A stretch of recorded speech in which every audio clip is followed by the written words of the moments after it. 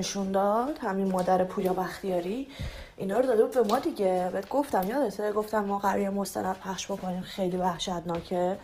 البته ایشون 38 دقیقه پخش کردن، مال ما 1 ساعت خورده ای بود و مال ما مستند بود، مال ما یه چیز درست حسابی بود که بعد مادر پویا بختیاری زنگ زد گفت ریختن تو خونم، تو رو خدا پخش نکنی.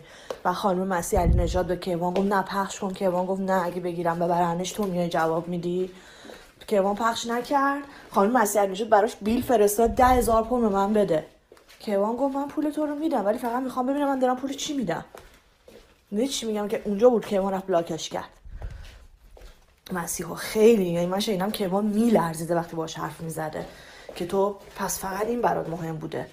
اونجا بالاخره آقای کیوان خورده تو سرش، فهمیده این چه کثافتیه. خب بعد چی میگم بهش، اگه دقت هم بکنی فقط سر همین برادرش و اینا، اونم تازه اگه چون پوریات و تا خبره به زور اینو میکنه تو چیز، وگرنه میبینی که مسیح نیست دیگه تو شبکه. مسیح همش الان تو ایران اینترنشناله و چیزه و الان رفت و تو این مستنده رو که این هم ما روش زحمت کشیده بودیم یه جوری رید توشو پخشش کرد اون شکلی که آبان 98 هم بکنه مال خودش. همه نوشته بودن تو توییتر، گفتم با گریه هایی که جلوی دوربین کرد آبان 98 هم کرد مال خودشه.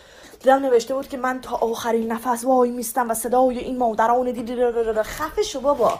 یعنی اصلا چی بگم دیگه.